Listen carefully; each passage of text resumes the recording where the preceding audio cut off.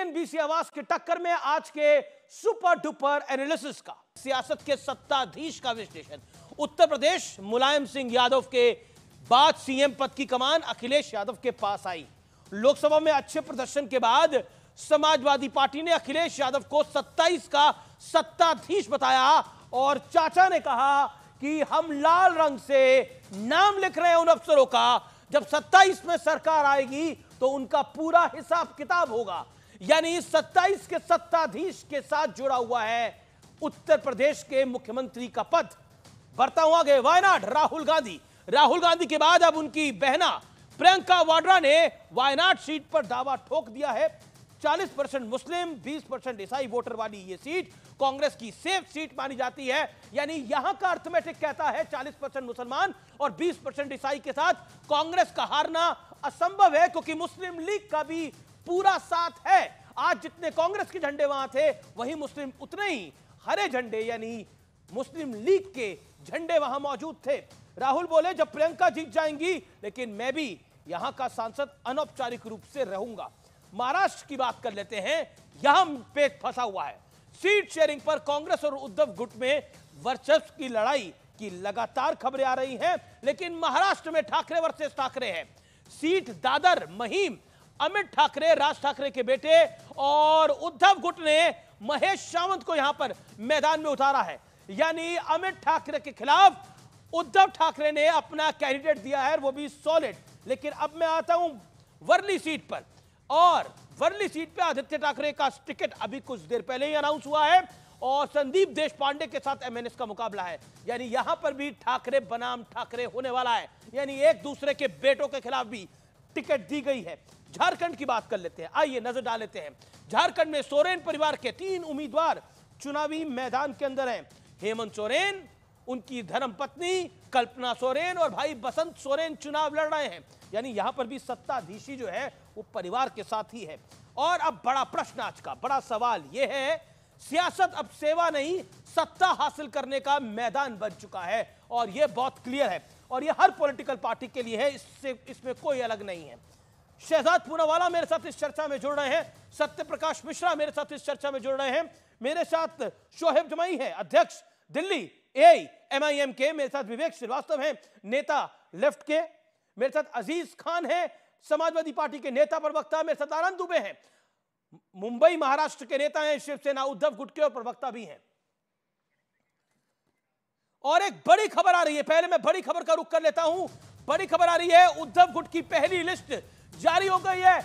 आदित्य ठाकरे वर्ली से चुनाव लड़ेंगे, 65 उम्मीदवारों की लिस्ट जारी करी है, लेकिन पेच फंसा हुआ है, कई सीटों पर पेच फंसा हुआ है।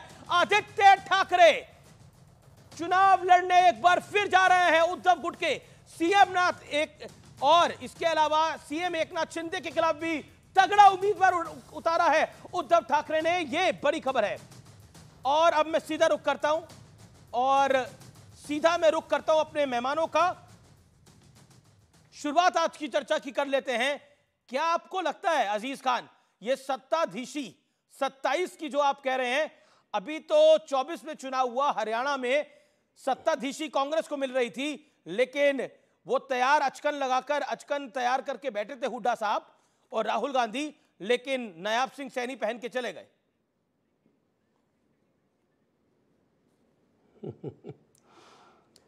अमीज भाई, मुझे ऐसा लगता है कि शायद बीजेपी को अंदाजा हो गया है कि देखिए 24 में हालांकि बहुत कुछ बदलने जा रहा था, लेकिन परिस्थितियों बस ऐसा नहीं हो पाया। हरियाणा वाला ख्वाब देखना बीजेपी बंद कर दे, क्योंकि 27 में इसमें कोई दो राय नहीं है, एक बहुत बड़ा परिवर्तन होगा और मुझे लग रहा है बीजेपी के कैंडिडेट्स को जमानत बचाना मुश्किल हो जाएगा। ये मैं नहीं कह रहा हूं, देश की जनता कह रही है, प्रदेश की जनता कह रही है। जिस तरह उत्तर प्रदेश में आज कानून व्यवस्था बिल्कुल चरमरा गया है, उत्तर प्रदेश की स्थिति बहुत दयनीय है। जिस तरह यहां खींचतान है, आपस में नेताओं में खींचतान है, कार्यकर्ताओं का काम नहीं हो रहा है। अधिकारियों पर से जो नेता का इकबाल है, माननीय मुख्यमंत्री महोदय का जो इकबाल है, वो पूरी तरह से खत्म हो गया है। आज नेता की बात, विधायकों की बात, मंत्रियों की बात अधिकारी नहीं सुन रहा है, अधिकारी अपने मन से काम कर रहा है। तो आज यहां की जनता, उत्तर प्रदेश की जनता, आज अगर चुनाव हो जाए तो बीजेपी पूरी तरह से खत्म हो जाएगी। हकीकत ये 27 तो बहुत दूर की बात है, क्योंकि लोग ऊब गए हैं, लोग बिल्कुल बीजेपी को पसंद नहीं कर रहे हैं। ये सच है कि 27 में एक बहुत बड़ा चमत्कार होगा, बहुत बड़ा परिवर्तन होने जा चमत्कार रहा तो है। हरियाणा में आज 24 में अगर भी हो चुनाव रहा हो था। जाए, तो मैं अभी दावा तक तो करता आप हूं ब्लेम कि गेम उत्तर लगाते प्रदेश रहे। बीजेपी का तो। यूपी में आपने 22 में बोला, आपने बोला ओवैसी चुनाव लड़ रहे इसलिए हमारा नुकसान हुआ। हर वक्त आप एक ही राम लेते रहे। हरियाणा में तो कोई चुनाव नहीं लड़ा, लेकिन फिर भी आपका यही हाल हुआ। बातें तो स्पष्ट हैं। अब इसके अलावा शिवसेना को तो, जैसा कांग्रेस लगातार बोलती है, तहसीन पूनावाला ने तो कई मंचों पे बोला। उन्होंने बोला कि मुसलमान वोट भर भर के मिला आनंद दुबे को, और यानी शिवसेना पार्टी को, उद्धव गुट को, लेकिन वो बात ही नहीं करते मुद्दों की। मैं सीधा रुख करता हूं सिद्धार्थ पूनावाला को। सिद्धार्थ पूनावाला, ये 27 का सत्ताधीश, ये नींबू लेकर आए हैं आप, क्यों भाई? जरा कैमरामैन इसको जूम करना है। इस कच्चे नींबू पर सी लिखा है, इसका मैं आपको रहस्य बताता हूं। सी। हरियाणा के चुनाव के बाद ये कांग्रेस की स्थिति कच्चे नींबू की तरह बन गया। आप क्रिकेट खेलते थे बचपन में? बिल्कुल। तो जब गली क्रिकेट में, अभी भी खेलते हैं। हाँ, गली क्रिकेट में हम लोग जिस प्लेयर को 12th मैन रखते थे उसको बोलते थे कच्चा नींबू। उसको पूरा ओवर भी नहीं मिलता था। कांग्रेस राजनीति की कच्चा नींबू बन गई है। अब सोचिए कि 27 में क्या होगा। अखिलेश जी ने अभी तय कर लिया, 9 बाइपोल में से 7 सीट एक तरफा तय कर लिया। महाराष्ट्र में उद्धव जी ने कह दिया है कि मैं ही मुख्यमंत्री बनूंगा। बंगाल में दीदी ने 6 सीटों पर डिक्लेयर कर दिया, इंडिया अलायंस को पूछा तक नहीं। केरल में प्रियंका जी वहां पर जा रही है असली इंडिया अलायंस की कैंडिडेट बनने के लिए कि मैं तेज हूं, मेरे गाल पे मार्क है। वहां पे लेफ्ट ने अपना कैंडिडेट डिक्लेयर कर दिया। तो मैं पूछना चाहता हूं कि कांग्रेस को कच्चा नींबू, देखिए एक समय पर कांग्रेस बेताल की तरह थी, विक्रम के कंधे पर बैठकर वोट लेती थी, इन्हीं का वोट बैंक चूसती थी। अब कांग्रेस को कच्चा नींबू मतलब 12th मैन बना दिया है। और देखिए अमीश जी, मैं ये बाइनोक्यूलर भी लाया हूं। मैं इसलिए लाया हूं क्योंकि मैं देख रहा हूं, ये जम्मू कश्मीर में कहीं दिखा आपको इंडिया अलायंस? जम्मू कश्मीर में नो कांग्रेस।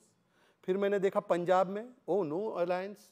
फिर मैंने देखा दिल्ली में नो अलायंस। फिर मैंने देखा हरियाणा में नो इंडिया अलायंस। फिर मैंने यूपी में देखा नो इंडिया अलायंस। फिर केरल में देखा नो इंडिया अलायंस। फिर महाराष्ट्र में देख रहा हूं कि कहां है Nana Patole versus Sanjay Raut India alliance. ये इंडिया अलायंस देखो, ओ विवेक जी दिख गए बाइनोक्यूलर में। विवेक जी कौन है इंडी का कैंडिडेट? प्रियंका जी ना। आज प्रियंका जी के लिए ताली बजाई कि नहीं आपने? प्रियंका जी के लिए ताली बजाई कि नहीं? This is too embarrassing for Vivek, क्योंकि उनका कैंडिडेट है। नहीं, प्रियंका जी थोड़ी है। नहीं, नॉट एट ऑल, बिल्कुल नहीं। क्यों एम्बैरेसिंग? अच्छा, प्रियंका जी उनका कैंडिडेट नहीं है? बिल्कुल एम्बैरेसिंग नहीं है। अरे क्या बात कर रहे हैं अमित जी? उन्होंने कैंडिडेट उतारा है मैदान में। क्या बात कर, मैं नहीं यकीन करता। आप झूठ बोल रहे हैं। विवेक, आप national team. No why I will lie? No आप पूछिए उनसे, उनका कैंडिडेट प्रियंका। ओके, विवेक आपका कैंडिडेट है। प्रियंका गांधी वाड्रा ने इस पर्चा दाखिल किया है, आपका कैंडिडेट है। नहीं, हाँ बिल्कुल है।